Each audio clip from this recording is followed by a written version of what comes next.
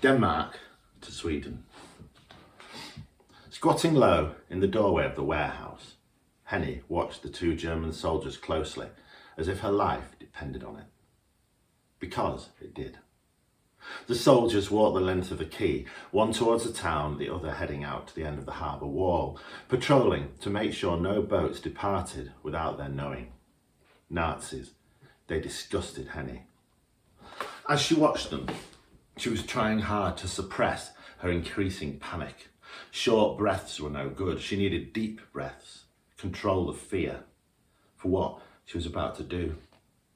Henny dodged back into the warehouse as the soldiers turned to come back down the quay, both glancing warily at the crew of 3 Danish sailors sat, pale-faced, on the deck of Gerda 3.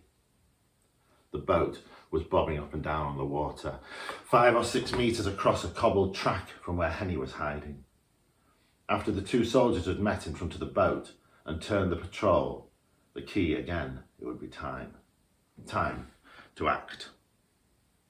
It was a cold, dark night on the Danish coast. The waters of the Øresund were narrow, a channel between Denmark and Sweden, and they were choppy.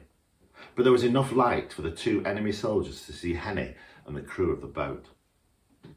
And if a mistake was made, there was enough light for them to see the mother, father and daughter that Henny and the crew were trying to smuggle onto Gerda 3.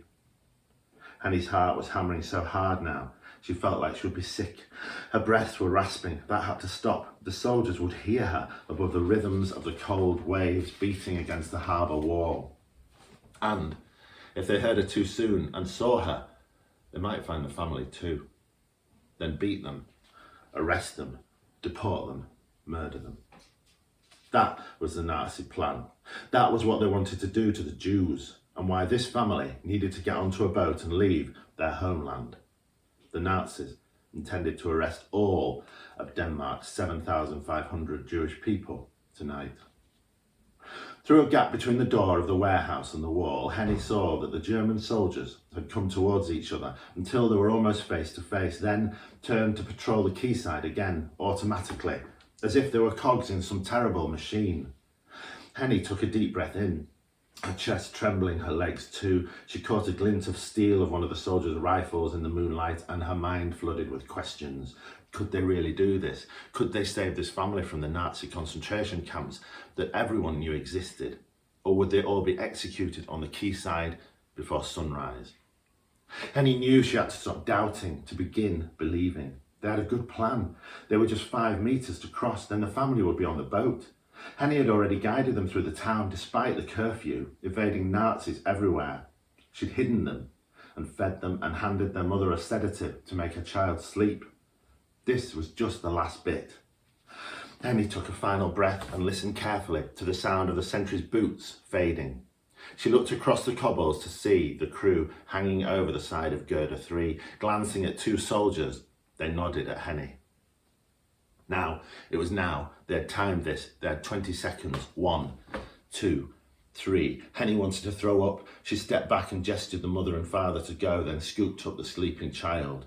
4, 5, 6. She could hear the girl's father's soft voice comforting his wife as she gazed back.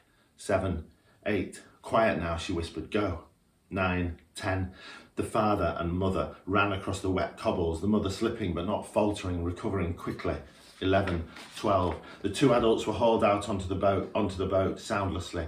Then, glancing at the backs of the 2 soldiers, one to her left, the other to her right, Henny handed the unconscious child to one of the crew. 13, 14, 15. Now she watched as the family were bundled through the hatch, and the hatch was covered rapidly and piled with provisions to conceal it. 16, 17, 18, 19, 20. Knowing the German soldiers would see her now in the half-light, Henny pushed her hair up and just stood there as if she was talking, nonchalant, to the crew, about nothing. She hoped the soldiers would be looking at her, not the boat. A crack, a rumble. She heard Gerda 3's engine fire. The crew were doing their bit to get away from the quay as soon as they could, before their occupiers could search the boat. But the steady rhythm of the soldiers pacing up and down had been replaced by the thunder of boots.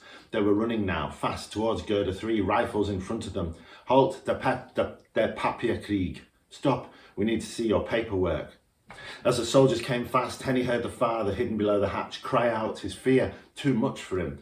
Hearing this man's terror for his wife and his daughter, Henny smiled at the soldiers. It was hard to smile naturally, to hide her hatred of these two men for causing such fear, but she managed it. Now she heard a clink. One of the crew handed the boat's paperwork to the first soldier, then 3 bottles of beer to Henny. Henny smiled at the enemy again and handed each of them a beer. Beer? She asked, and took a long, cool drink from the 3rd bottle, her nerves steadying. As they drank, Henny scuffed her feet on the harbour cobbles, one crewman coughing loudly to mask any sounds the Danish family hiding might make.